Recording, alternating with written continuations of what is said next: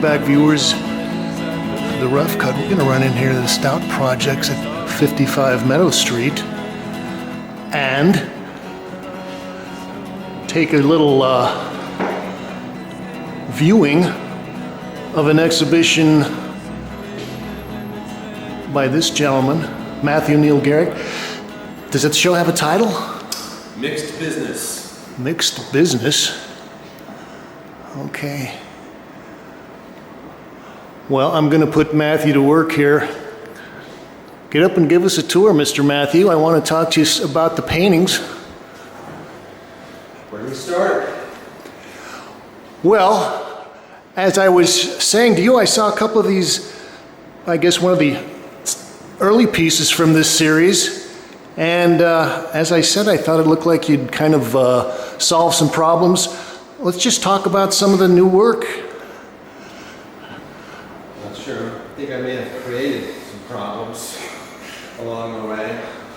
Yeah, these are an extension of the last paintings that we got to talk about that I had here in three-person show. I think it was in October last year, Akusako, with Rebecca Murtaugh and Paul Benke. And Rebecca is your wife, is that correct? She is, lucky me. Now, all this work is oil, but we were talking before, and you were saying that you've actually, on some of these pieces, you've started using a metallic ground. You said this is some kind of a chrome powder that you're making your grounds with? Yeah, I started using a few years ago a urethane glue on top of an absorbent ground with watercolors mixed in to tint it. And about a year ago I started playing around with chrome powder in that urethane ground instead of... It'll sort of float back and forth so you can see the way that this changes as the light, angle of light comes across here. It does. That was a surprise effect of that material. I really did it to try to increase the luminosity of the ground initially. It's giving me kind of an iridescent quality to the ground that I didn't expect with the oil layered on top, and I think it creates a kind of spatial quality that was unexpected. It really seems to recede into space, and well, that's very attractive to me. Let's talk also a little bit about, I remember a lot of the early work that I saw, you were doing basically just large kind of color field things with big rectangles and geometric forms. And then just recently you've started adding this kind of, I guess I would call it a squiggly line that's sort of bouncing around, and there are some interesting qualities about that. One of the things that I kind of wanted to ask you about was your thoughts about when does a line stop being a line and start being a form. You know, that's one of the interesting things I find about these is because you've actually kind of contrasted in some of these. You've got some pencil lines in the back, and then when you start to use a brush, kind of make the line, suddenly things start to change as far as the line becoming a form, becoming a shape. Well, I don't know where the edge is, but I think if you think of a line as a path of a point that moves in space. I think Paul Clay said something like it's a dot that went for a walk, something like that. Something like that. Then, well, I mean, some of these fit that definition, and some of them are clearly more of an area that is moving through space. I definitely think of them as lines, though, even when they get 4 inches and 5 inches across.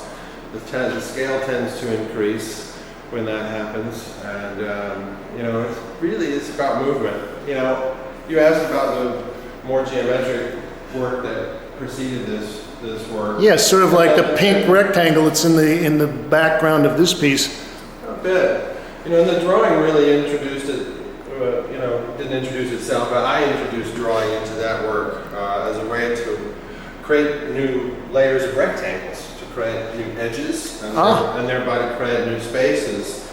And at a point, those rectangles kind of got twisted and shoved into the space of the painting. That's how I think of these. As much as they're a wandering line on a flat surface, I really think as an edge that's been crumpled on itself and pushed into the space of the painting. Almost if you took like a tire inner tube and sort of twisted it up. Twisted it around and then stuffed it into some kind of a square frame to make it fit in there. Exactly. Am I wrong, or have you started to get a little more painterly? I was thinking this almost makes me think of some of Rebecca's work. Well, we definitely have a conversation. Yes, the work of the wifey is slipping in, and some of your work is no doubt soaking into her stuff as well.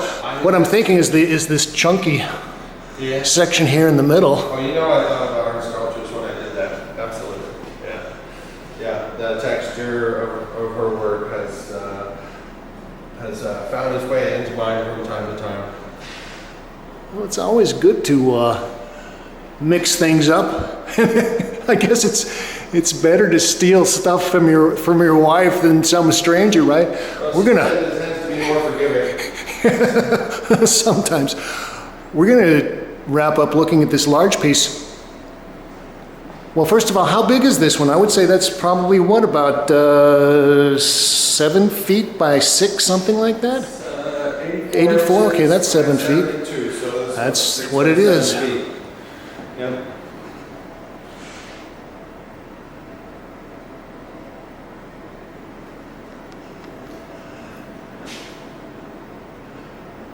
How long would you work on something like this? Because I look at this and there's a real freshness about it, but as I start to get a little closer, I realize that you probably did a lot of thinking and maybe even rehearsals before you could come up and just make something like this happen.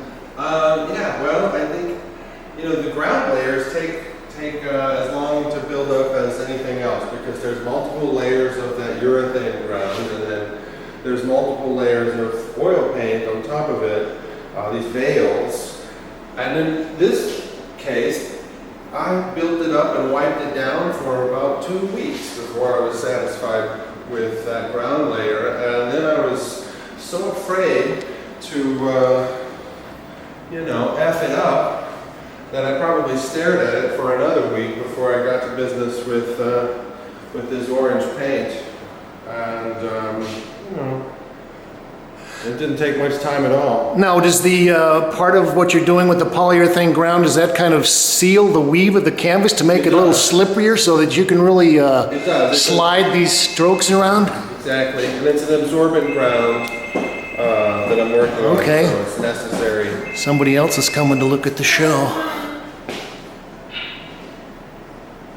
The other thing I like is that you sort of go in and reinforce some of these strokes with these overlying sections here, which in a certain way kind of emphasizes the initial structure you've got there, but it does it in a nice way, and you can kind of vary the color and things. I want them to be forms that are continuous, but I also want them to be fragmented. I want them to be one thing, and I want them to be multiple things at the same time. That's a lot of where that comes from. And the widths vary because I like to create the suggestion that maybe one is sliding through the other, almost like a sleeve or some sort of conduit of sort that makes it less graphic and less flat, I want the paintings to be graphic and flat, but I want them to contain spaces where I think one of my aims in this work is to create space without illustrating it. How about your little borders along here on the bottoms? I see that that's a little kind of a motif that you've used in maybe 4 or 5 of the paintings here. It definitely sets up the way I think about the painting. If you Now, see a horizontal line across the bottom. Have you been looking at Bryce Martin? He uses that a lot. Sure, And Martin. I like this as I think of that as a horizon line. Okay. Those, for me, become, in a sense, they become like landscape paintings when they have that band across the bottom, and when they have it on the sides, as you see in these pieces. Yeah, okay. More of a psychological, or not necessarily a figurative situation, but I think that those paintings have a visage of some sort, and it becomes more about a headspace. Well, they are nice coloristic additions in there. Anyway, Matthew Neal Gehrig. Thank you. What was the title of the show again? Mixed business. Mixed Business here at Stout Projects, 55 Meadow Street, right? We're going to ask the expert here. And as always, thank you, Kate.